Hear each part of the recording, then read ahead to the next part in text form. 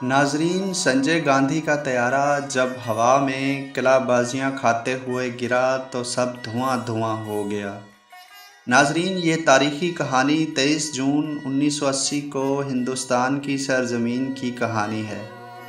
ये इंदिरा गांधी के बेटे संजय की लर्ज़ाखेज़ मौत का अहवाल है, जो अपना शौक़ पूरा करते हुए हलाक हो गए थे।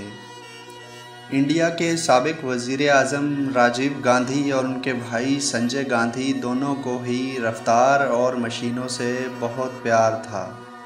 एक तरफ राजीव हवाबाजी के असूलों पर अमल करते थे, तो दूसरी तरफ संजय हवाई जहाज़ को कार की तरह चलाते थे। त्यारे को हवा में किलाबाजियाँ लगवाना उनका शौक़ हुआ करता था। संजय गांधी ने कैप्टन सक्सेना से कहा कि वो उनके साथ प्रवास पर चलें और दोनों मज़े करें। कैप्टन सक्सेना ने अपने असिस्टेंट को ये कहते हुए घर भेज दिया कि वो 10-15 मिनट में वापस आ जाएंगे। कैप्टन सक्सेना जहाज़ के अगले हिस्से में बैठे और संजय ने अकबी हिस्से में बैठकर अपना कंट्रोल संभाल लिया। उन्होंने सुबह 7:58 पर टेक ऑफ किया। संजय ने हिफाजती कवायद को नज़रअंदाज करते हुए रिहायशी इलाके पर 3 गोते लगाए। वो चौथा गोता लगाने ही वाले थे जब कंट्रोल टावर में बैठे त्यारे को देखने वाले लोगों का मुंह खुला का खुला ही रह गया। जब उन्होंने देखा कि त्यारा अशोका होटल के पीछे अचानक गायब हो गया है, सक्सेना के मावन ने भी तेज़ी से जहाज़ को नीचे गिरते देखा। रानी सिंह अपनी किताब Sonia Gandhi an extra ordinary life में लिखती हैं कि सक्सेना के मावन ने संजय गांधी की लाश को त्यारे के मलबे से 4 फुट दूर पड़ा देखा।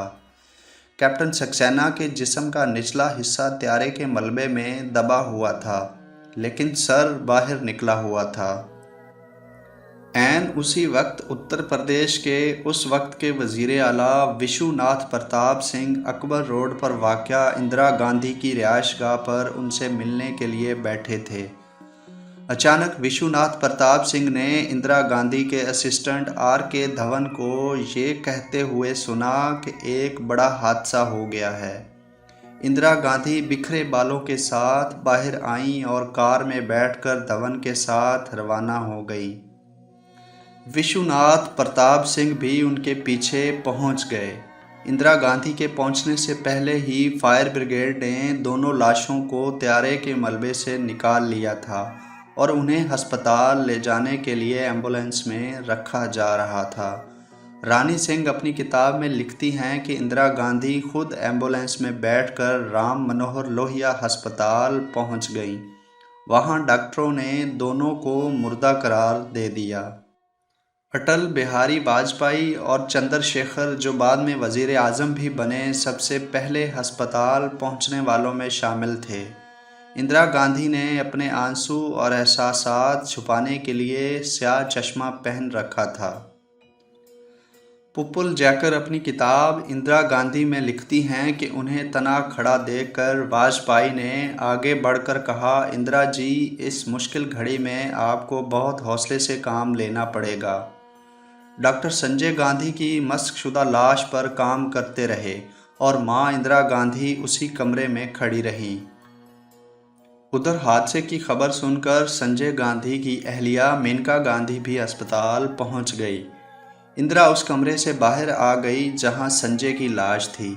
उन्होंने मेनका को तसल्ली दी और उन्हें अगले कमरे में बैठकर इंतज़ार करने के लिए कहा। उन्होंने कैप्टन सक्सेना की अहलिया और वालदा को भी तसल्ली दी। संजय की लाश पर डॉक्टरों को 3 घंटे लगे। जब उन्होंने अपना काम ख़त्म किया तो इंदिरा ने उनसे कहा कि अब आप कुछ मिनट के लिए मुझे मेरे बेटे के साथ छोड़ दें।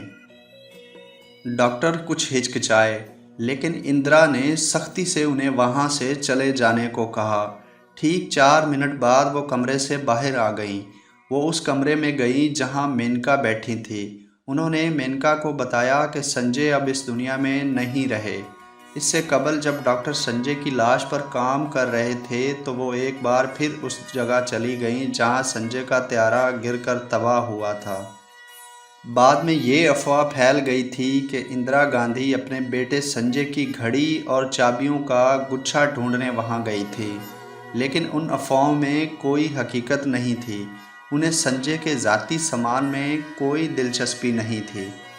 वो दरअसल संजय को तलाश कर रही थी। धात के जले हुए मोटे मोटे टुकड़ों को देखकर उन्हें ये एहसास हुआ कि संजय अब कभी वापस नहीं आएगा। उस जहाज़ के गिरने से संजय के लिए एक माँ के सारे ख्वाब और मुस्तकबिल के मंसूबे बिखर कर रह गए थे। वो संजय की लाश को अपनी निगरानी में अकबर रोड पर अपनी रहाइशगाह में ले आईं, जहां उन्हें बर्फ़ के ब्लॉक पर रखा गया। उनकी एक आंख और सर पर अभी भी पट्टी बंधी हुई थी और नाक बुरी तरह कुचली गई थी। दूसरे दिन संजय की आखिरी रसूमात के वक्त इंदिरा गांधी पूरा वक्त अपनी बेवा बहू मेनका का हाथ थामे रहीं। जैसे ही संजय की चिता में आग लगाने के लिए राजीव ने हाथ आगे बढ़ाया, इंदिरा ने उन्हें रुकने का इशारा किया। उन्होंने बताया कि संजय के जिस्म के गिर्द लिपटे हुए कांग्रेस के परचम को नहीं हटाया गया है। संजय की लाश के ऊपर रखी गई लकड़ियों को दोबारा हटाया गया और झंडा उतारने के बाद संजय की आखिरी रसूमात अदा की गई। 25 जून 1980 संजय की राख को घर लाकर अकबर रोड के लॉन में रखा गया था। पहली बार इंदिरा गांधी खुद को रोक नहीं सकी और उनकी आंखों से आंसू बहने लगे। पहली बार उन्हें सबके सामने खुलकर रोते देखा गया। राजीव गांधी ने उन्हें सहारा दिया। 4 दिन के बाद यानी 27 जून 1980 को इंदिरा साउथ ब्लॉक के अपने दफ्तर में फाइलों पर ऐसे दस्तखत कर रही थी जैसे कुछ हुआ ही ना हो।